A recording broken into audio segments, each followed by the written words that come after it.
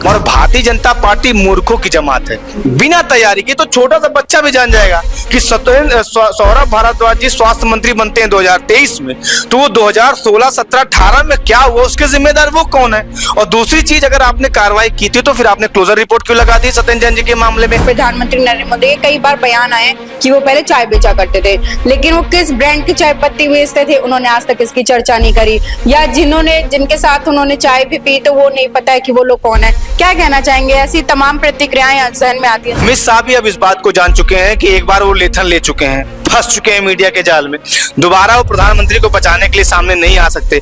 और प्रधानमंत्री नरेंद्र मोदी जी एक के बाद एक जो झूठ बोलते हैं, दिल्ली और देश की जनता इस बात को जानती है कि आप कहते हैं कि भैया मैंने इतने वर्षों तक चाय बेची है। चाय बेचना कोई बुरी बात तो है नहीं, मैं वकालत करता हूं, आप पत्रकारिता करती हैं, कोई चाय बेचता है, कोई ठेला लगाता है, इसमें क्या बुरी बात है। लेकिन आज तक नरेंद्र मोदी जी किसी एक व्यक्ति को नहीं बता सकती है, कोई व्यक्ति नहीं मिला हिंदुस्तान के अंदर जो ये बात कहते कि हमने इनकी चाय पी है। नमस्कार, मैं हूं दिव्या श्रीवास्तव और आप सभी देख रहे हैं हमारा खास कार्यक्रम पॉलिटिकल चर्चा, जिसमें हम बात करते हैं पॉलिटिक्स की, राजनीति की। आज हमारे साथ आम आदमी पार्टी के प्रवक्ता वंशराज दुबे जी हैं, जो काफी तेज तर्रार हैं और साथ ही साथ सवालों के जवाब भी मुखर होकर के देते हैं।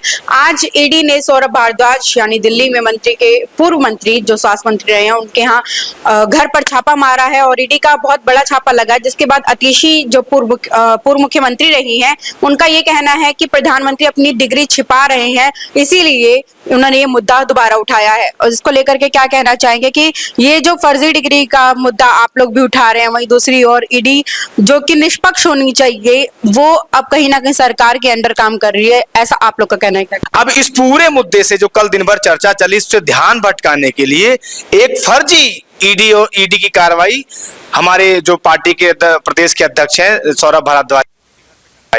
आप सोचिए 2016, 17, 18, 19 में अस्पतालों के निर्माण का ये मामला था जिसमें ईडी आज छापेमारी कर रही है। उस समय सौरभ भारद्वाज जी मंत्री भी नहीं थे।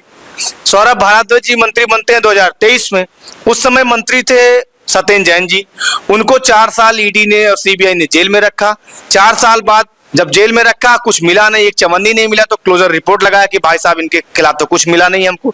तो जिन मामलों में ईडी और सीबीआई एक तरफ क्लोजर रिपोर्ट लगा रही है, एक हमारे स्वास्थ्य मंत्री के ऊपर, दूसरा जो व्यक्ति उस समय मंत्री था ही नहीं, आप उसकी जांच करवा रहे हो, उसके घर पे ईडी और सीबीआई की कार्रवाई करवा रहे हो। इसका मतलब हम कल को कह दें कि भाई देश के प्रधानमंत्री नरेंद्र मोदी जी हैं, कांग्रेस के कार्यकाल में कोयला घोटाला हुआ था, 2G घोटाला हुआ था, कॉमनवेल्थ घोटाला हुआ था, इसकी जांच नरेंद्र मोदी से करवाओ।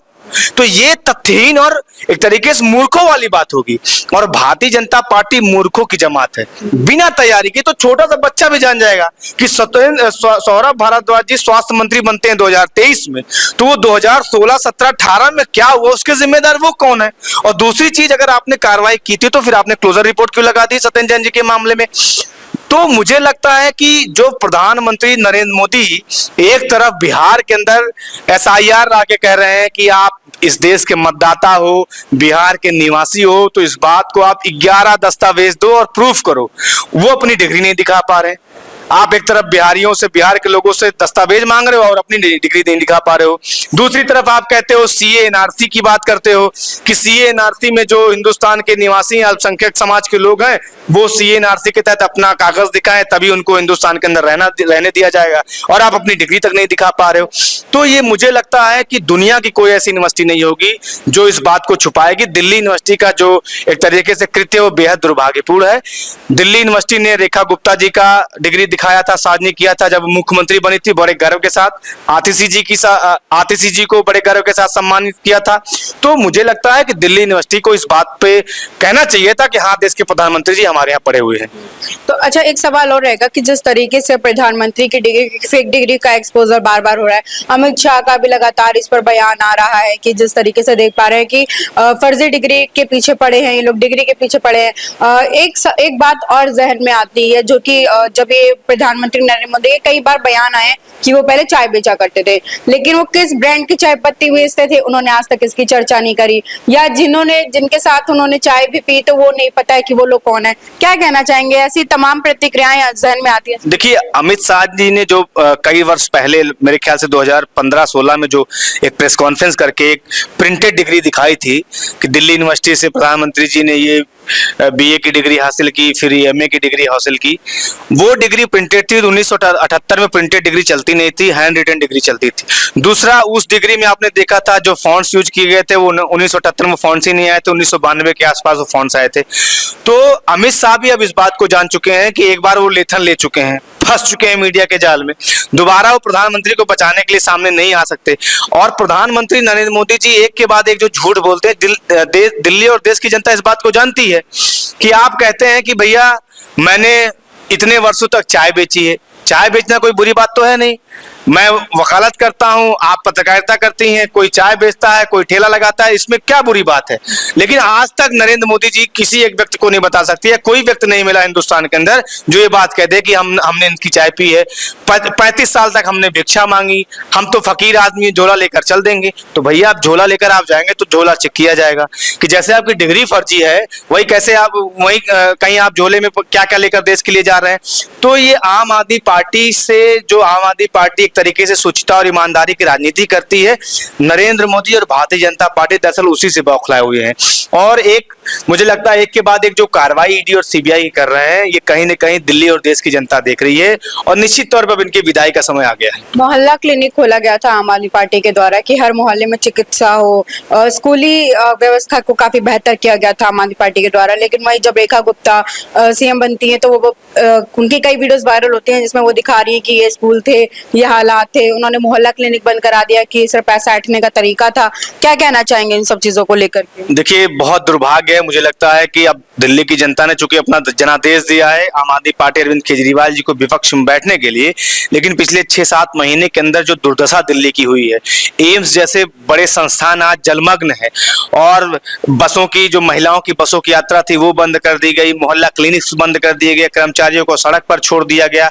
यानी जो जो बुनियादी सुविधाएं दिल्ली की जनता को अरविंद केजरीवाल जी दे रहे थे, सुबह से शाम तक जिसके लिए लड़ लड़ के दे रहे थे, उन सारी व्यवस्थाओं को एक तरीके से बंद करने का काम, और ना नई कोई स्कीम है, ना नई कोई सोच है, सिर्फ और सिर्फ सुबह से लेकर शाम तक अरविंद केजरीवाल जी के खिलाफ बयानबाजी करना, ईडी और सीबीआई की कार्रवाई करवाना।